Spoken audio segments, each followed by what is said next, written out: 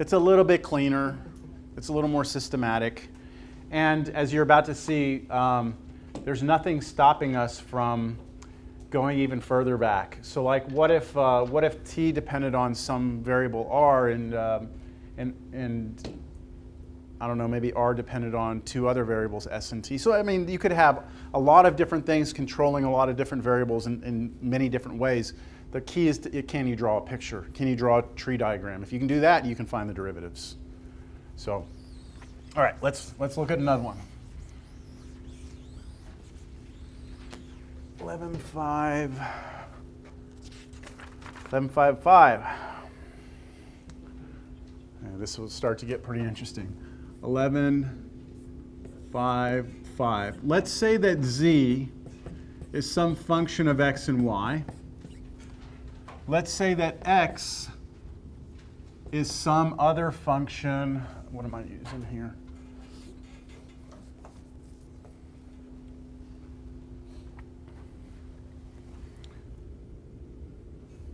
G of rs. And let's say y is some function h of rs.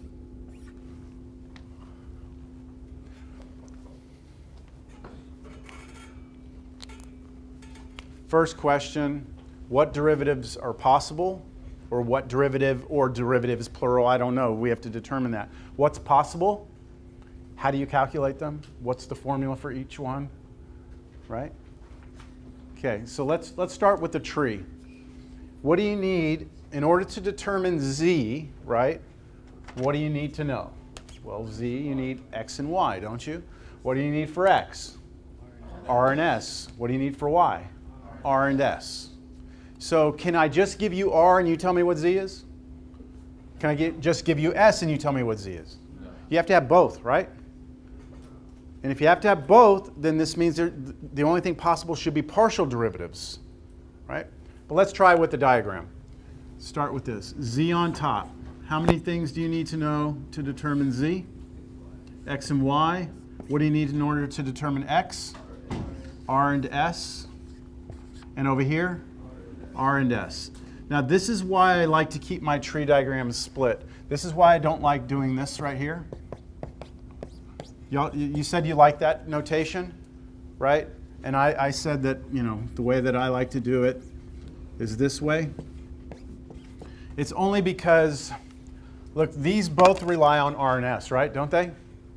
So you might try and draw some cute way of making them both go to R and S, but you're going to get things crossing over each other. It's going to be complicated. So even though it's nice to be able to put these both to T, if you just keep them separated, you're going to get the same picture at the end, like the same products, but you don't run into problems later like you would here if you try and connect those. So, okay, thank you. Anyone else? All right, so there's my picture, right? So ultimately, z depends on r and s. So the possible derivatives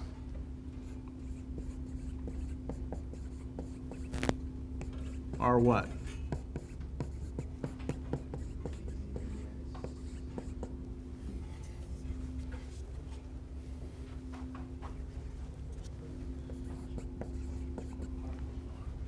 Since z depends on r and s, you have two different ones, right? You have the derivative of z with respect to r and the derivative of z with respect to s. Are they partials or are they straight? They're partials. And the reason they're partials is because it splits, okay? Like in order to get from z down to r, right, you have to go this branch or this branch, right? So because there's a split, they have to be partials. So one thing that's possible, partial z with respect to r. And the other one is the partial z with respect to s. Now let's try and come up with a formula for the first one. Okay, so let's try this one. partial z with respect to r. What does your gut instinct tell you it should be here? Or do you want me to fill out the tree first? Should we fill out the tree? Let's fill out the tree, and then I'll ask you that question. So just start trying to fill the pieces in. How do I get from here to here? What kind of derivative between here? Partial, right? Because it splits. So partial z with respect to x, okay? Keep going down on that side.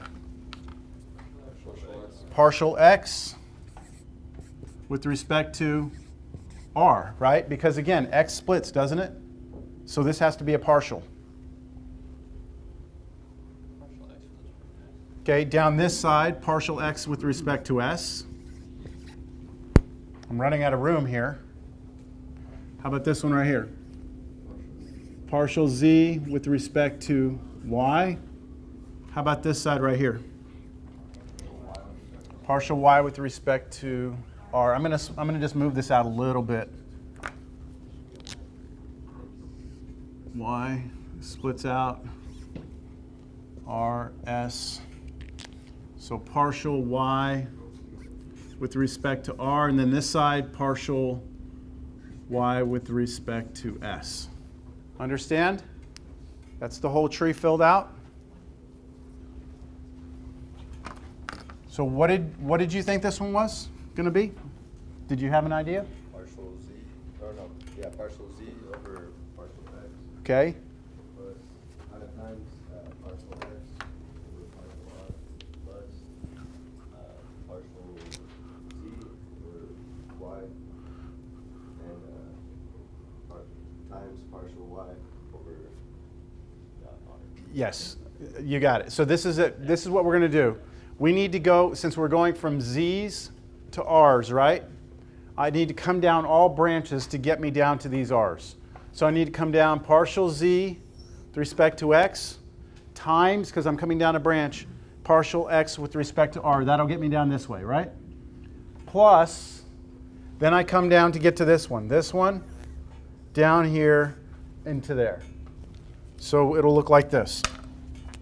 Coming down this way, partial z with respect to x times partial x with respect to r, plus partial z with respect to y times partial y with respect to r.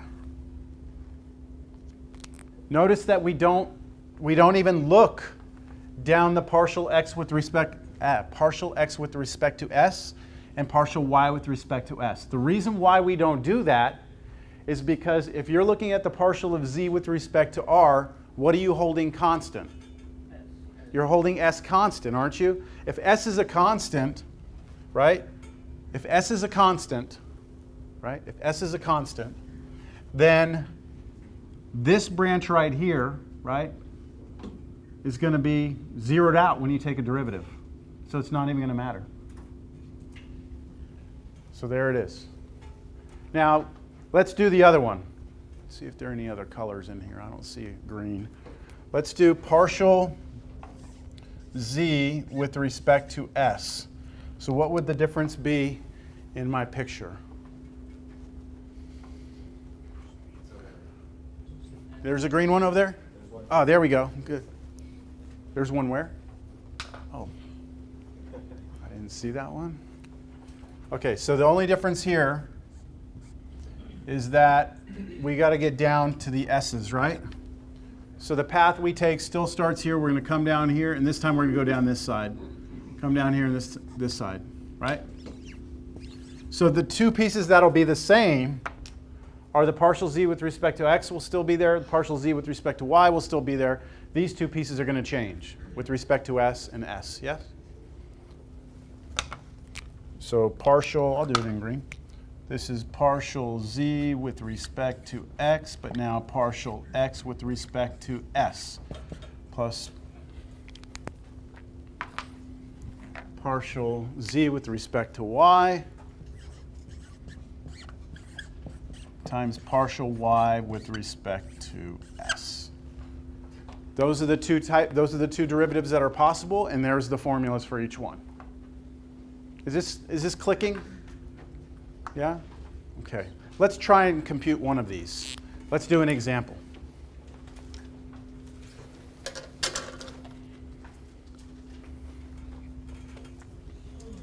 What example is this?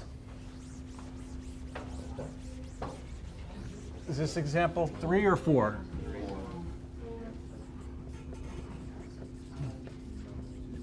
Example 4? All right. Ah, come on. Okay, z is equal to x sine xy. X is equal to t squared plus 4o. Okay, x is equal to r squared plus 4s.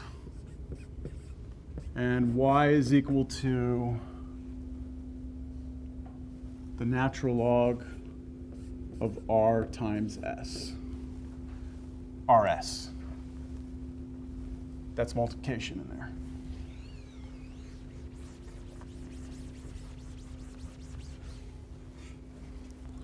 So if I'm starting this problem out, first time I'm looking at it, z depends on x and y. Okay, x depends on r and s. Y depends on r and s, right? So I'm going to draw my quick tree. See, at some point this becomes quick. X, Y, R, S, R, S. And so the possible derivatives, there's 2 of them, right? I'm only going to do one of them, all right, because I don't have time for both. We can do partial z. You want to do it with respect to R or S? R. Which, if I follow my tree down, I'm just going to show the pictures for this particular one. Partial z with respect to x, partial x with respect to r. Then I'll do partial z with respect to y. That's a terrible marker. And then partial y with respect to r. So this is partial z with respect to x times partial x with respect to r plus partial z with respect to y times partial y with respect to r.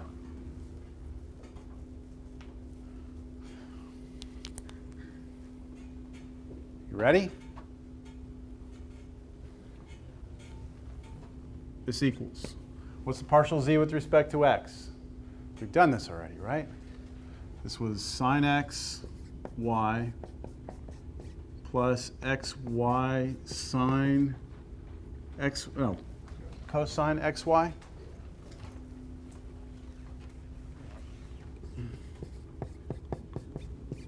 Okay, that's just this piece. What's the partial of x with respect to r? Well, that's a nice one, right? S is a constant, so just 2r. I like that. Plus, what's next? Partial z with respect to y. We've done that already, right? X squared cosine xy. And then partial, yes? Partial y with respect to r. What's the derivative of natural log of rs? 1 over r times s times the derivative of the inside with respect to r, so hold s constant. What's the derivative of rs if s is constant? S. And the s's cancel here. So this is just 1 over r at the end. And then what would you do? Replace all your x's with r squared plus 4s, all your y's with natural log rs. You rewrite the whole ugly thing, and that's your derivative. It will have 2 variables in it when you're done. What should those variables be? R and s. That's it. Got it? Okay.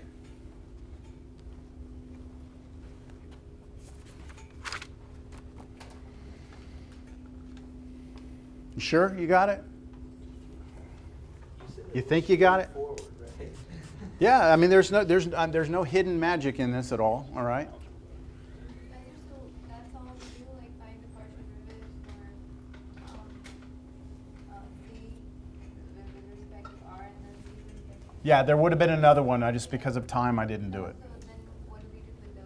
Those are the final answers? That's it. All we're trying to do is say, is there a way to find the derivative of a function that is actually a function of more than one variable and depends on things that might possibly be a function of more than one variable? Does it still make sense to talk about instantaneous rates of change? I mean, we know when you go back to Cal 1, right? I hate to go back to this and keep harping on it, but when we have a function, right, and you're trying to find the derivative, it represented the slope of the tangent line. It was the instantaneous rate of change. It was dy dx, yes? The way we got that is we imagined a separate point over here, and we drew a right triangle, and we basically said that this base side was the change in x, delta, and this was the change in y, right? And so when you do like slope of this line, it's going to be the change in y over the change in x. And then if you let this triangle get infinitely small, right? Infinitesimally small, this delta x became dx, and this became dy, and that gave you the derivative, dy dx. And that's what happens when you move that point on top of the other one. So the idea was that if x changes just a little bit, right? If I just move a little bit to the right, then my function is going to go up or down, right? And that change, that slope, that change was the derivative. So if x changes, y changes. And this represents the amount at which the amount that y will change. This is saying if z depends on x and y, and x depends on r and s, and y depends on r and s, then if I just move r just a little bit, right? If I just allow r to just change a little, how much will z change by? That much. You see? That's the formula to compute that change. If I change s by a little bit, how much will z change by?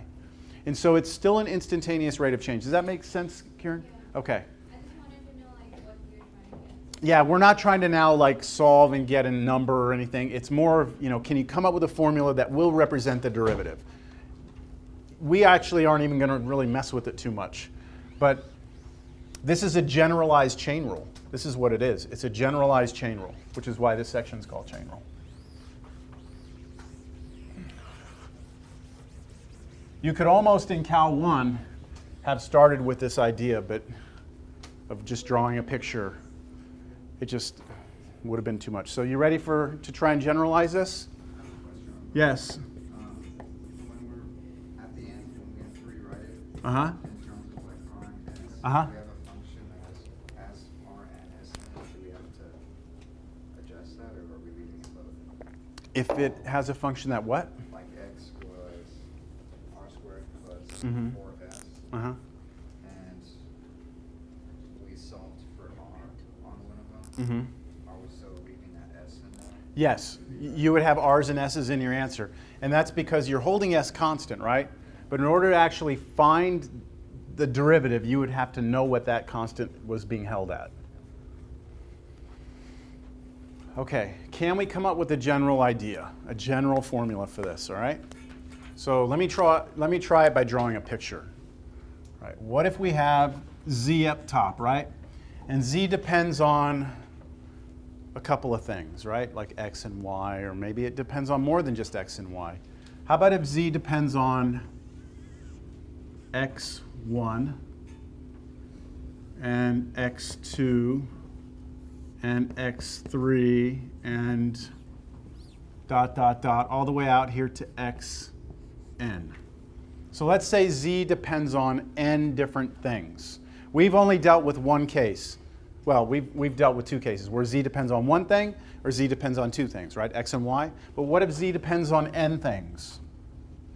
And what if each of these depend on, let's say, t1? And this one depends on, let's say, t2. And let's say to tm. Now, I'm not going to use n and m. These are different numbers.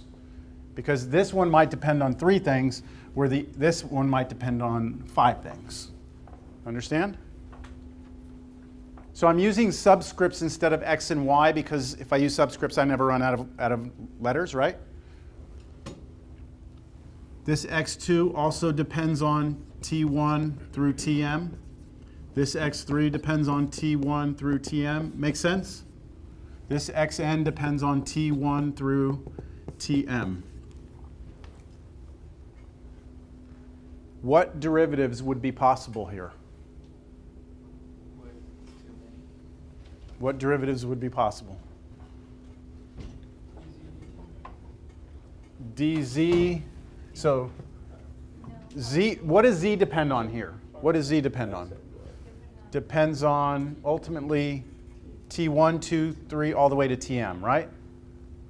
Yes. So what's possible here is partials of z with respect to t's, right? I'm going to say ti's for I equals 1, 2, all the way out to what? M. Do you agree with that notation? This is what's possible.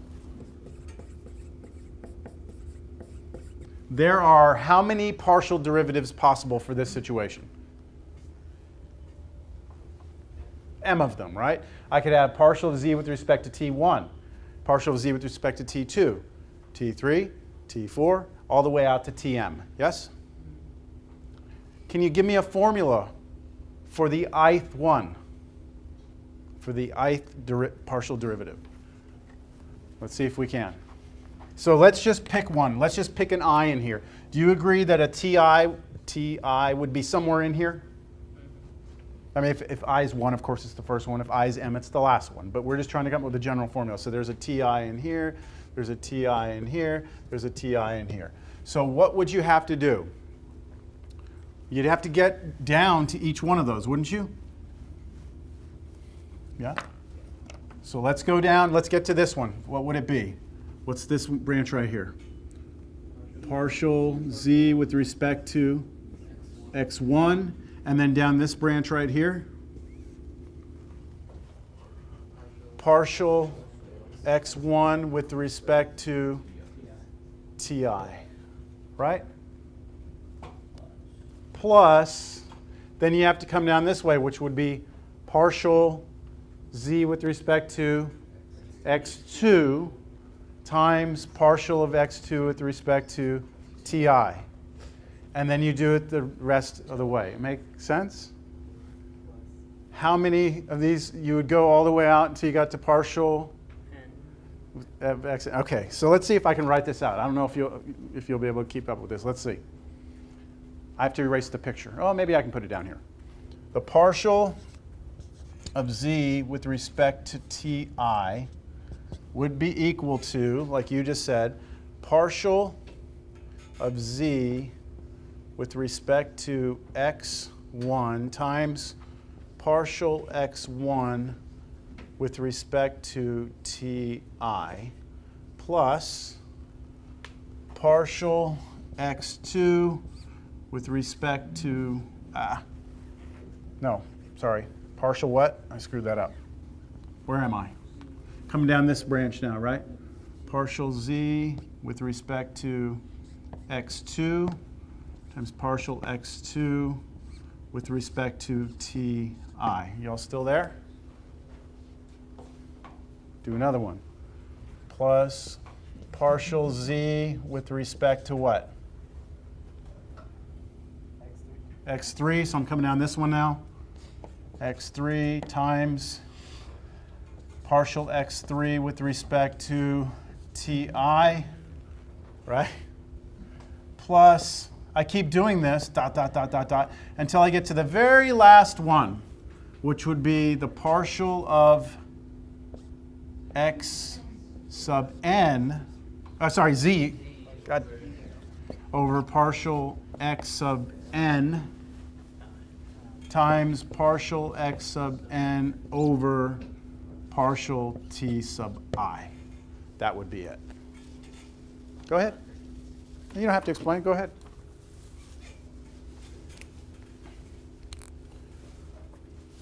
This good? That's a general formula. Now, just out of curiosity, what would happen if each of these t's depended on like R1, R2, all the way to like R, let's see, I've used N and M. How about if I go R sub K? You would have another piece to each of these, right? But even more than that, you would have an additional branch for each one. So like, you would have to go down here, and then once you got here, you'd have to go down each branch. Oh man, disaster. But you could see how this could generalize, right? And there's no restriction now how many variables your z depends on. It can depend on 1,000 variables, and each one of those depend on 50, and each one of those on 10, and each one of those on 20. And what happens is you can still find a way to determine instantaneous rates of change. You just got to be able to tree it out and figure out what branches to go down. All right? Exciting stuff.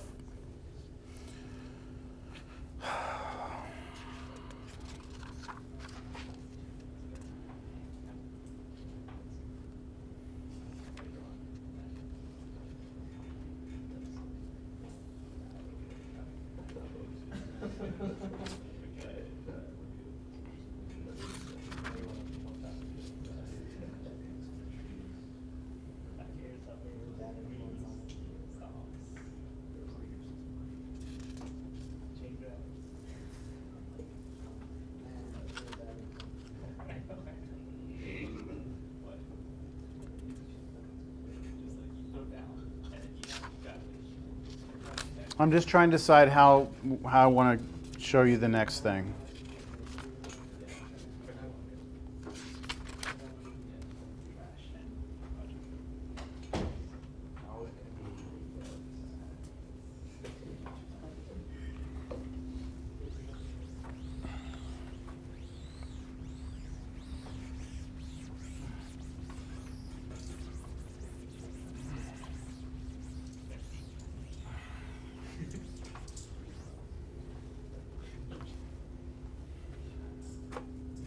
So we're going to change it up here just a little bit.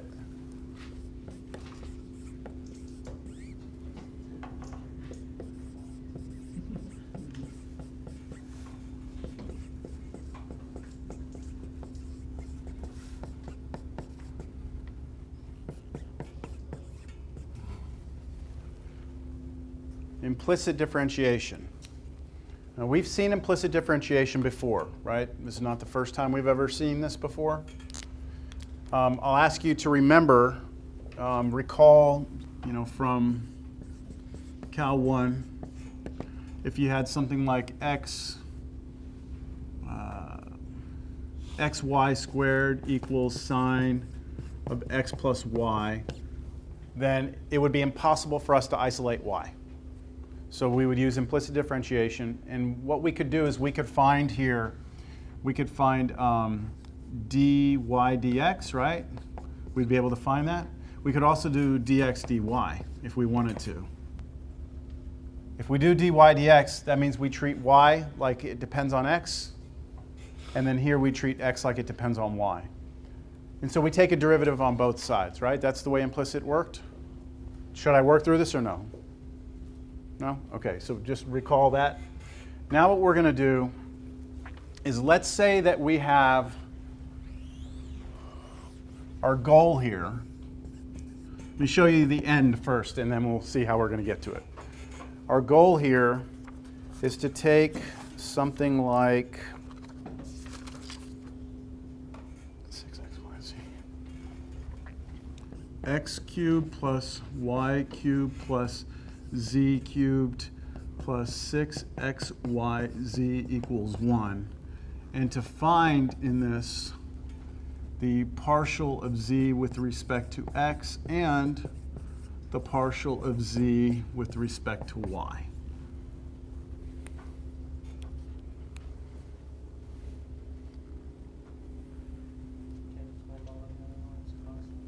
What's that? Yeah, so how did we do the partial of z with respect to x? We held y to be constant, didn't we? And there what we were saying is that z depended on x and y, right? So what we've done before, okay, before this problem, what we had done before is if I gave you something like z was equal to x sine xy, right? This is the problem we've been messing with. We could find the partial of z with respect to x, and the way we did it is we took the derivative of the left side with respect to x, which was partial z with respect to x, yes? And then on the right side, what we did is we held all our y's constant, and we did the product rule, and we got sine xy plus xy cosine xy, right? That's it? That's what we did? So we did left side and then right side. Why can't you do that here?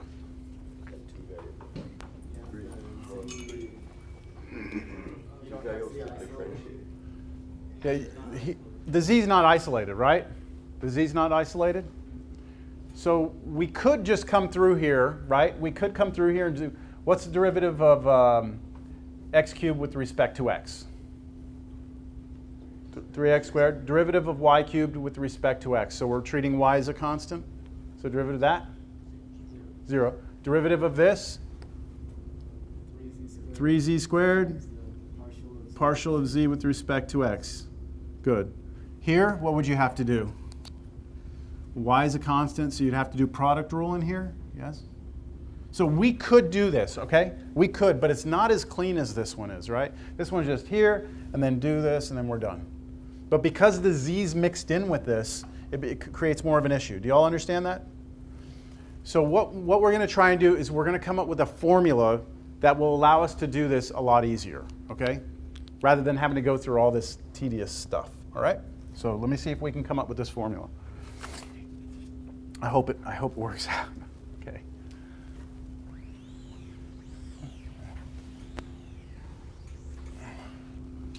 All right, so the road to a formula. Let's try and get road to a formula. All right, let's